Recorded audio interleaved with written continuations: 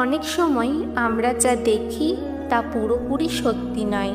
কখনো কখনো ভালোবাসার সবচেয়ে নির্মল রূপও আমাদের চোখ এড়িয়ে যায়।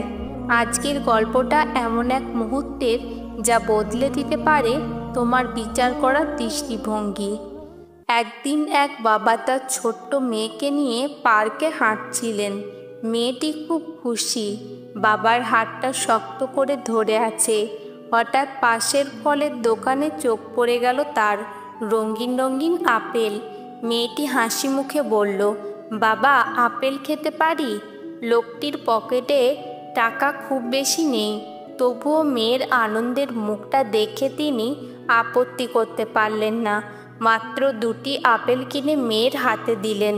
মেয়েটি এক হাতে একটা আর এক হাতে আরেকটা আপেল নিয়ে মুগ্ধ হয়ে তাকিয়ে আছে। বাবা হেসে বললেন, চলো আমরা দুজনে ভাগাভাগি করে খাই না। বাবার কথা শেষ হতেই মেয়েটি হঠাৎ এক আপেলে কামড় দিল। বাবা কিছু বলার আগেই আর একটা আপেলেও সে কামড় বসিয়ে দিল। বাবার মুখের হাসি মিলিয়ে গেল, মনটা কেমন যেন ভারী হয়ে এলো। তিনি ভাবলেন, আমার মেয়ে কি এতটাই লোভী হয়ে গেল? তাহলে কি আমি তাকে ঠিকভাবে বড় করতে পারিনি? এক মুহূর্তের জন্য বাবার হৃদয়ে যেন হতাশার মেঘ নেমে এলো।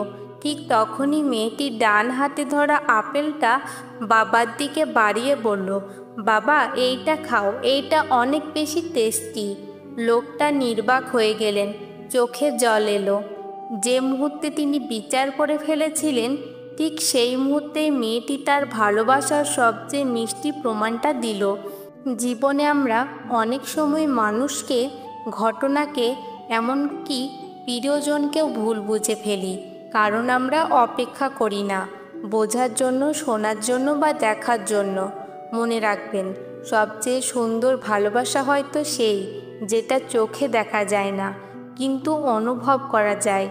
এমনই আরও হৃদয় ছোঁয়া গল্প শুনতে সাবস্ক্রাইব করুন গল্পের উঠোন, যেখানে প্রতিটি গল্প শেখায় জীবনের এক নতুন পাঠ।